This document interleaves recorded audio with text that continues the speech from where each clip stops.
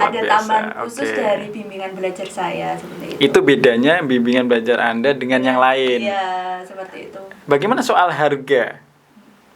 Apakah bimbingan belajar Anda kemudian karena ada plus-plusnya tadi ya?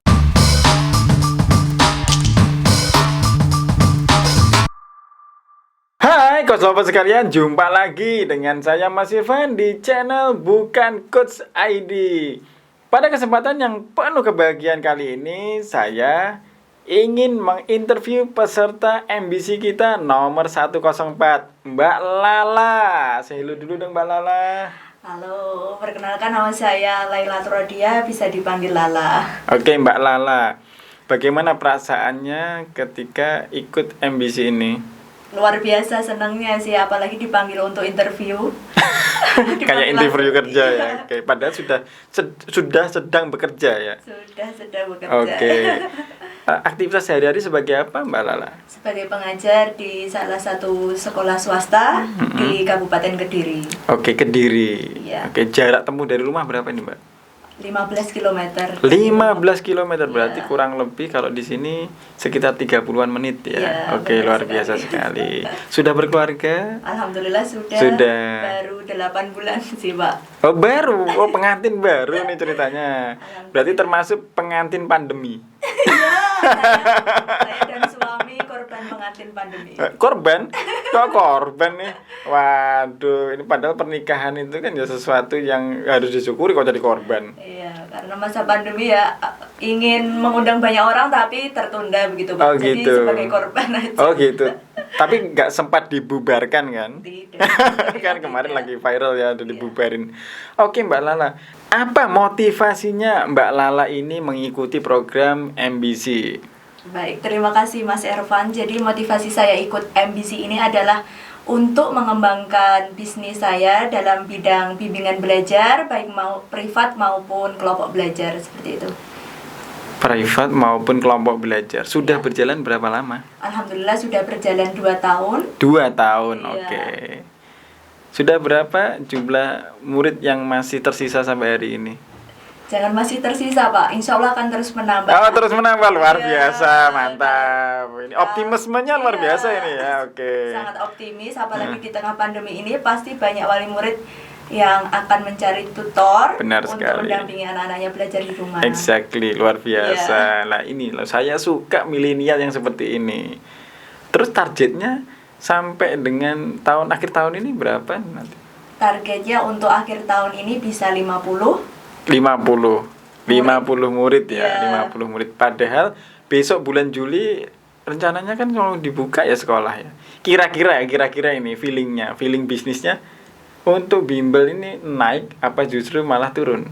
Akan tetap naik karena apa? Nanti kan di semester baru itu kemungkinan tatap mukanya juga masih tidak semua full 100% anak dimasukkan ya. Jadi masih bertahap. Jadi pasti tutor untuk mendampingi anak di rumah itu pasti akan meningkat. Seperti itu Mas Ervan. Oke, Mbak Lala, saya tanya nih, saya juga punya anak ya ini. Iya. Kenapa seorang anak yang sudah sekolah kemudian harus ikut les privat atau bimbingan belajar? Baik, mungkin yang didapatkan kalau dari sekolah itu secara umum, global. Tetapi kalau secara private itu kan anak-anak lebih fokus lagi untuk menerima materi tertentu. Jadi kalau di sekolah itu masih secara umum, kita nggak tahu guru itu memantau anak kita seperti apa, satu-satu atau tidak. Tetapi kalau privat, dengan bimbingan belajar di rumah, pasti tutor akan lebih fokus ke anak tersebut dan materi yang akan disampaikan pun pasti anak-anak lebih memahami. Seperti itu Pak Mas Ervan. Oke, berarti kesimpulannya adalah lebih penting mana? Belajar di rumah atau belajar di sekolah? Dalam hal ini saya menganggap pandemi akan segera berakhir. Oh, iya. Gitu. Prosentasenya lebih penting mana ini? Coba.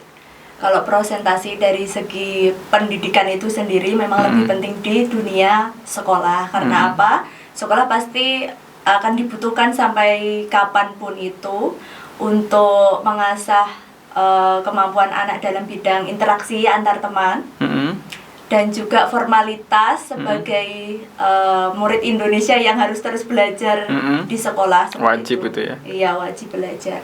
Tetapi dalam hal ini bimbingan belajar bukan berarti hal yang harus diprioritaskan, tetapi untuk pendukung supaya anak-anak lebih paham terhadap pendidikan yang akan dilanjutkan nanti dan lebih siap untuk menerima hal-hal baru di luar jam sekolahnya.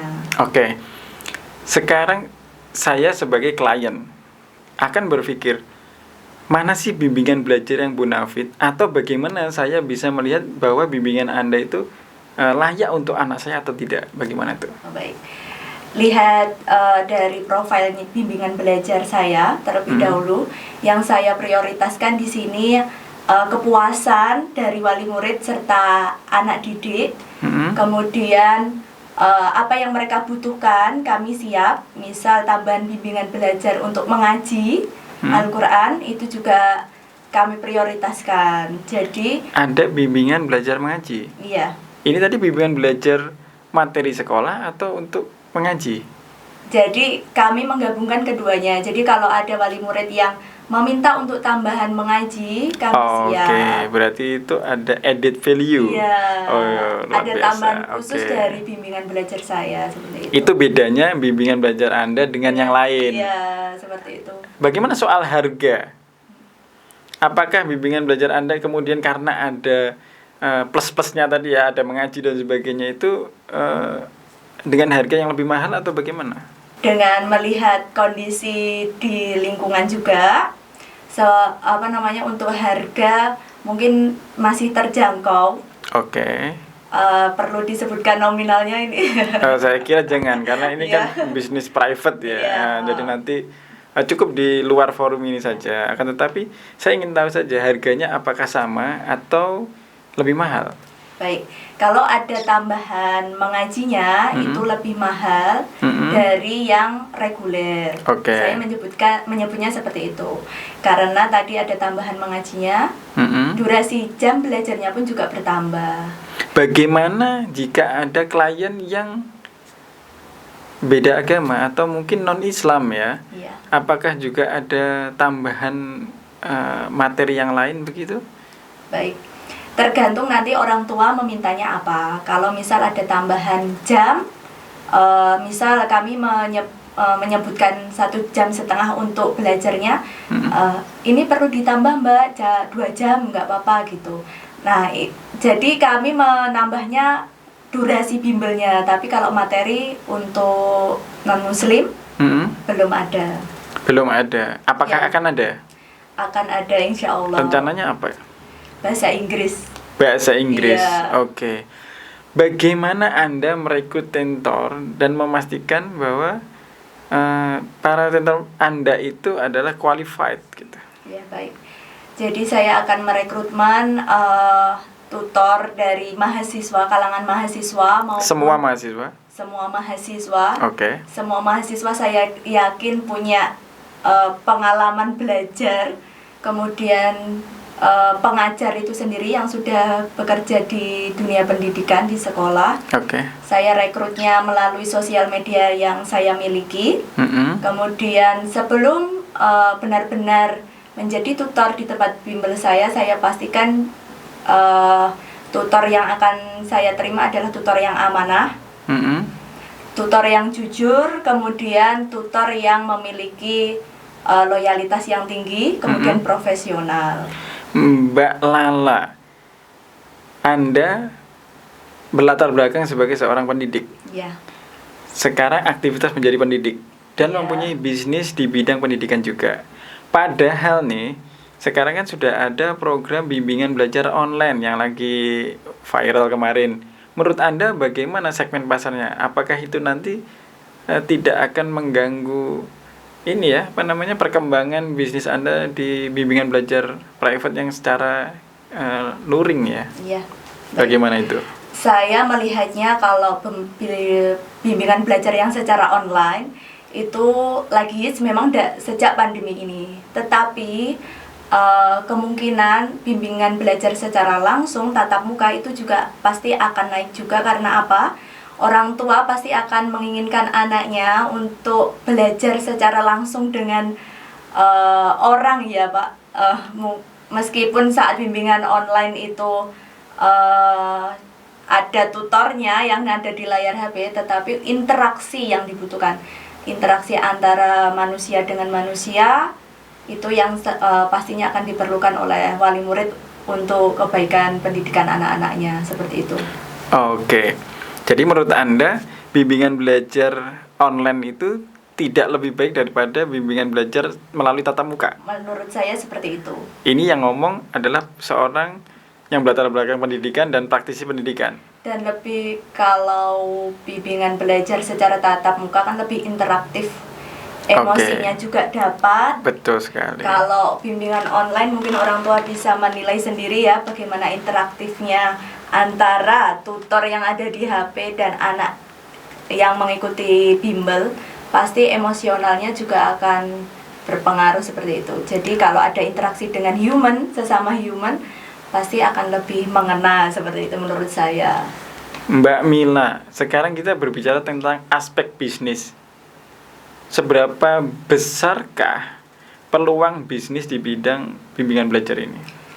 Saya optimis melihatnya sangat besar, karena dunia pendidikan akan terus berkembang dan dunia pendidikan tidak akan pernah berhenti ya Mas.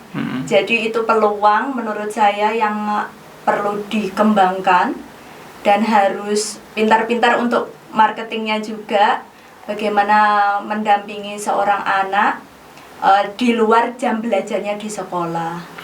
Jika Anda menjadi salah satu peserta yang beruntung dan mendapatkan bantuan modal dari saya, akan Anda pergunakan untuk apa?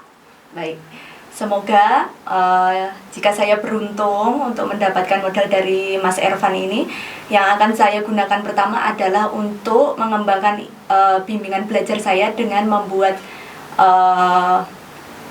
kantor bimbingan belajar. Selama ini belum ada kantornya? Selama ini masih di rumah saya saja. Oke. Yang kedua yaitu terkait dengan perekrutenan tutor, sekaligus untuk marketing untuk mencari murid, seperti itu. Mencari murid. Bimbel mencari murid. Artinya ini berarti kan guru mencari murid, bukan murid mencari guru. Ini sebaiknya kalau kita memandang ya, berarti seolah-olah ini adalah guru yang butuh murid. Benar demikian? Tidak. Jadi yang saya maksud di sini adalah pasti untuk mengembangkan bimbingan belajar saya, pasti saya juga butuh mengepakkan sayap untuk melebarkan bimbingan belajar saya, supaya mengepakkan sayap. Memang punya sayap. Meskipun sayapnya tidak terlihat ya Pak. Sayapnya tidak terlihat. Jadi untuk mengembangkan bimbel saya, pastikan ada marketplace yang harus menarik, supaya orang-orang tahu, oh di sini ada bimbel yang bagus loh, seperti itu. Di sekitar Anda ada berapa bimbel yang seperti Anda punya? Ada banyak sih Mas. Berapa? Sebutin. Kalau di sekitar saya ya, yang saya ketahui, ya radius 1-5 kilo lah. Ada 5 bimbingan belajar. 5. Anda yakin bisa mengalahkan mereka? Insya Allah saya yakin. Dengan apa? Dengan program khusus yang saya berikan. Ada program khusus luar biasa. Itu tadi program khususnya, kalau ada yang membutuhkan untuk mengaji, tutor kami sudah siap. Kemudian nanti yang insya Allah yang di luar Muslim, itu akan ada tambahan bahasa Inggris itu juga. Luar biasa sekali. Saya boleh menebak? Ya. Pasti semua tutornya cewek? Iya. Tutornya semua perempuan. Iya. Kenapa tidak ada tutor laki-laki? Mungkin belum ada yang bergabung. Kenapa tidak coba? Tidak bisa merekrut? Kalau tutor cowok itu kaku ya Mas. Jadi semoga nanti kedepannya tetap ada tutor cowok, karena rata-rata murid private kami juga banyak yang cowok. Jadi mungkin kalau tutor cowok dengan murid cowok kan lebih nyaman, seperti itu ya. Jadi semoga nanti dapat tutor cowok juga. Iya, saya tunggu. Ini challenge dari saya ya. Iya. Jadi sangat-sangat ideal jika ya seperti di sekolah Anda kan pasti ada guru laki-laki dan guru perempuan kan kayak gitu. Saya memang ini sepertinya tutornya banyak ceweknya, dan ketika misalkan saya punya anak laki-laki terus kemudian saya bilang saya mau tutornya laki-laki, ya karena kan kesulitan di situ. Iya gitu. Nah ini adalah challenge pertama dari saya. Yang kedua sekarang, bisakah Anda mencapai target 50 itu? Sekarang berapa sih jumlah ini? Sekarang jumlah murid yang private ya, itu 21 anak. 21? Iya. 20. Dengan 21 murid berarti sebenarnya kalau saya hitung-hitung Anda nggak perlu menjadi guru di sekolah sebenarnya kan sudah cukup itu. Iya kan? Tapi minat saya di dunia pendidikan mengajar di sekolah tetap saya utamakan. Luar biasa. Challenge yang kedua dari saya, coba nanti Anda buktikan bahwa Anda bisa mencapai 50 itu dalam waktu tadi 21 2 bulan. Bisa. Insya Allah. Karena semoga saya optimis karena nanti bulan Juni juga semester baru, tahun ajaran baru, pasti itu banyak sekali wali murid yang akan mencari tutor untuk mendampingi anak-anaknya belajar.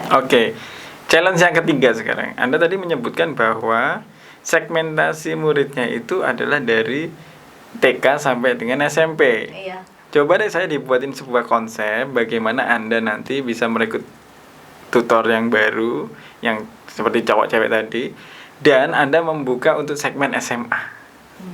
Berani? Berani. Optimis. 3 challenge dari saya bisa diselesaikan? Insya Allah bisa. 2 bulan. Insya Allah bisa.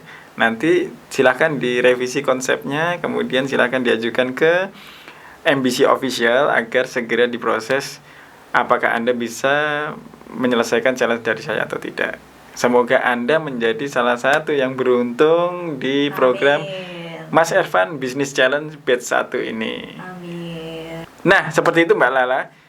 Saya ingin Anda memberikan motivasi kepada teman-teman yang ada di luar sana, para milenial seperti Anda. Bagaimana sih agar mereka berani untuk mengeluarkan segala potensi yang ada dan optimis memulai bisnis? Silakan.